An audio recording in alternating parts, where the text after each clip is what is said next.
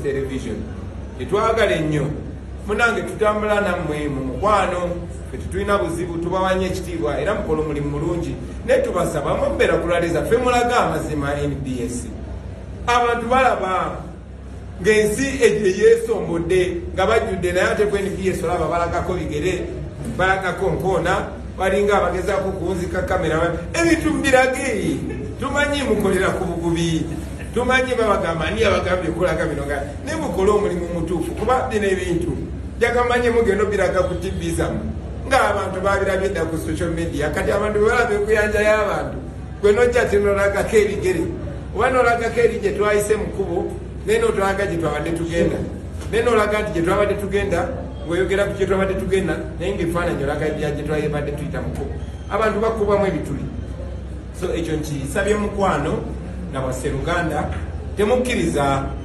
bantu ababateekako pressure ate kwonoona linnya lyammwe muli TV Nganzi tubawa ekitiibwa era tujja tambula nammwe naye tubasaba mulage ekituufu. Oyo ye mukulu His Excellency Bobi Wine olunaku olwaleero nga yemulugunya ku mukutu ogwa NBS TV ng'agamba nti bano engeri olumu gye agamba nti bano engeri olumu gye baripootingamu stories zikwatagana n'enkyukakyuka naddala campaigns zaabwe olumu basulika ebintu nga bwogenze maaso n'okubanga owulira wabula mukaddeke kamu His Excellency Bobi Wine olunaku olwaleero avuddeyo n'ayimirira n'omukutu ogwa NTV ogukyagenda mu maaso n'okuba nti nno ogunyigirizibwa n'okuyita mu kaseera akazibu ennyo ak'enjawulo oluvannyuma lw'okubeera nti NTV ntegeeza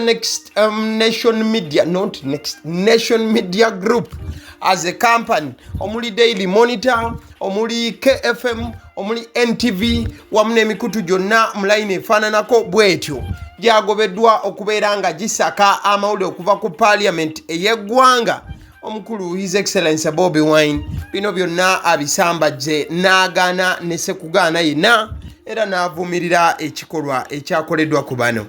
Kigambo kya NTV okugisitopinga NTV tuze tulaba ku mawulire basooka bagoba ku mikolo Museveni gyaliko ekyo kitegerekeka kuba yetayagala boogera mazima ayagala abo abanaabiwetaweta naye ate kyabadde kya buswavu nnyo okubagoba ne mu Parliament ekyo no kimenya amateeka kimenya ssemateeka waffe bannamawulire balina eddembe okulipootinga okulaga byonna ebibaddewo mu butuufu bwabyo so kyansonyi nnyo okulaba nga mukyalani Tamongo ye mu bumenyi bw'amateeka bwe alowooza nti asobola n'okukyusa constitution ekyo no kyekizibu mu dictatorship system bwemenyekamenyeka buli omu alowooza alina obuyinza okukola byonna by'ayagala kati ani Tamongo okuva NTV bwe yalabisa bwe yalaninga story nga lemeseza bonna abaali bavuganya ebukedeya neyesimbawo na making sure avaayo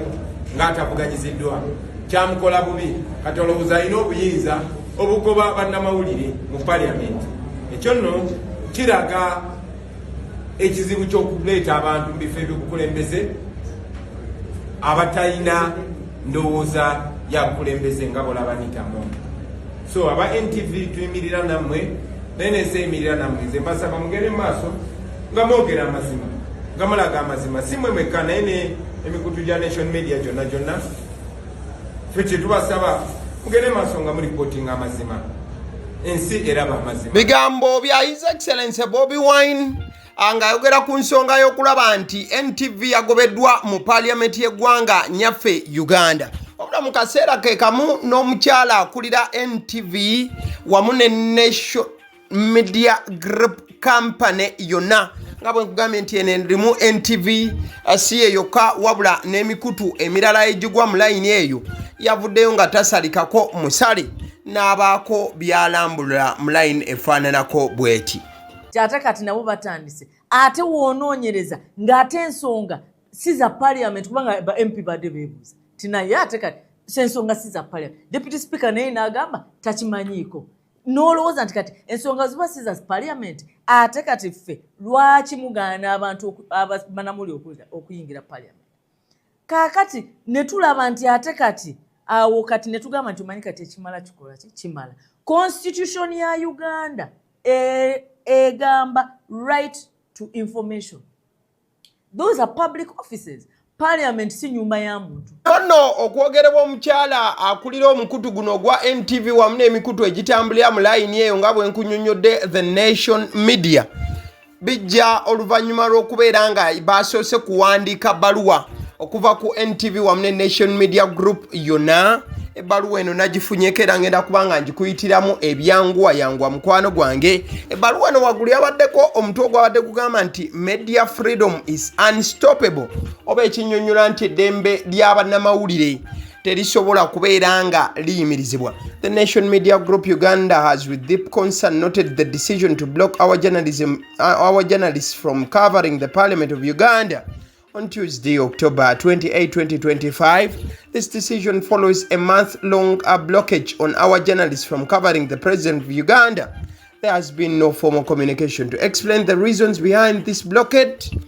We have not been informed of any contraventions that we or our journalists may have committed and have therefore been denied the right of reply or due process. These rights are not favors.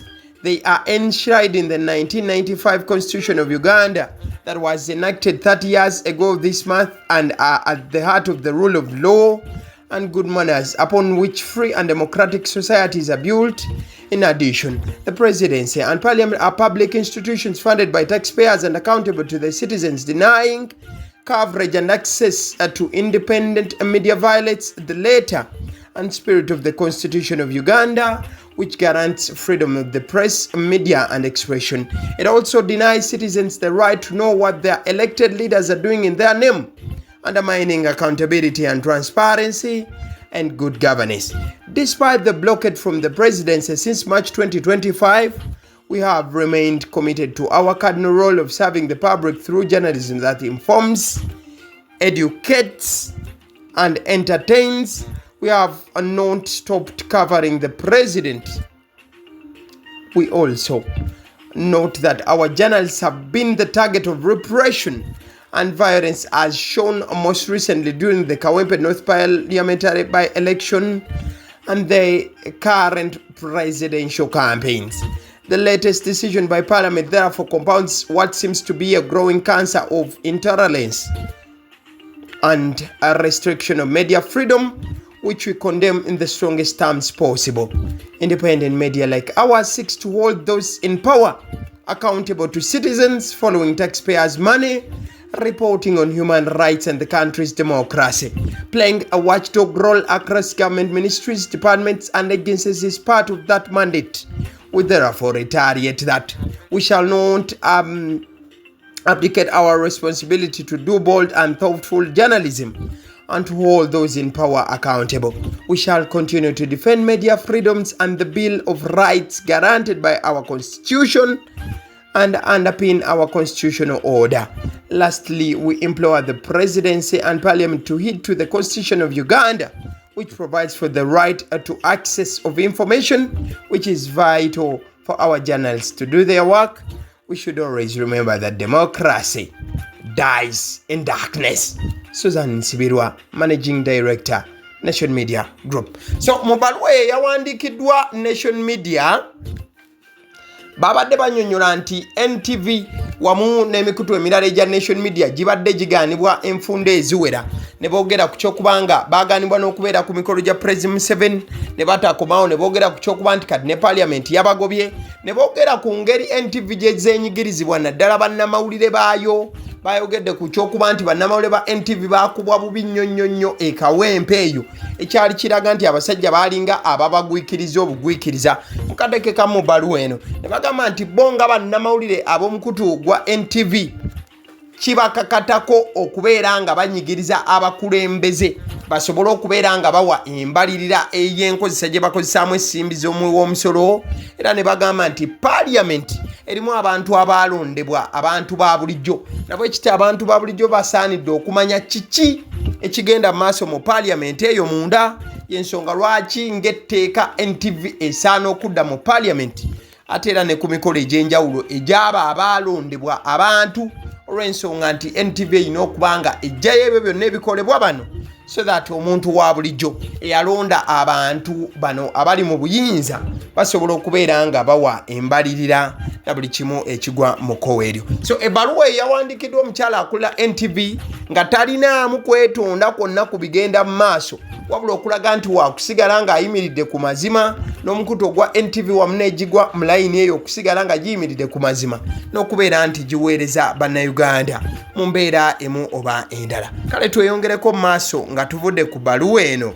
Olupapula lw'olaba lwe lupapula lwa mukutu gwa Daily Monitor oba ogw'amawulire aga Daily Monitor bwe luti bwe lulabise olunaku olwaleero. Bano bafulumiza eggulire nga balaga okunyigirizibwa okw'amaanyi kwe bateereddwamu era bataddewo omuzindaalo gwa NTV wamu ne bayiro ewandiika amawulire ga Daily Monitor ne bateekako omukono nga gulagibwa gusibiddwa enjegere era nga omutwe gubadde gugamba democracy dies in darkness, ekitegeeza nti demokrasiya afiira mu nzikiza. Joel Ssenyonyi n'abantu ab'enjawulo batandise okusharinga eggulire lino wamu n'okubeera nti basitula eddoboozi lya Daily Monitor wamu ne NTV era agambye institutions of government are public and not personal. This backwardness of individuals in public offices thinking they can do whatever they want and when the media holds them accountable then the media is seen as bad has to stop.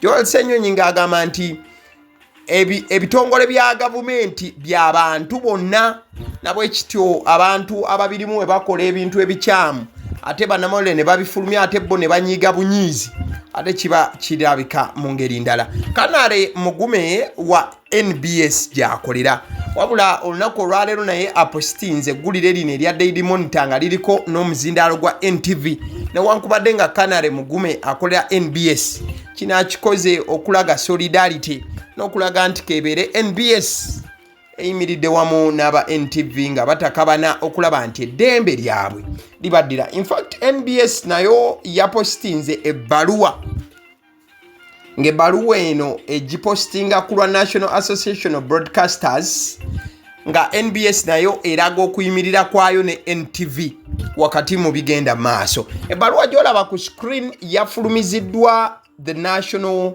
Association of Broadcasters. Aguno nno kibeera kikungo ba kibeera ekibiina ekitaba abaweereza ebintu ebigenda ku mpewo ayogera ku zi TVs ez'enjawulo zonna ziba zeetabira mu kibiina kino.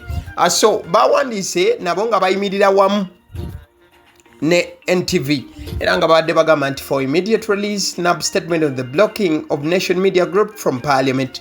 The National Association of Broadcasters is deeply concerned by reports that our member, the Nation Media Group Uganda, has been blocked from covering the Parliament of Uganda on Tuesday 28 October 2025.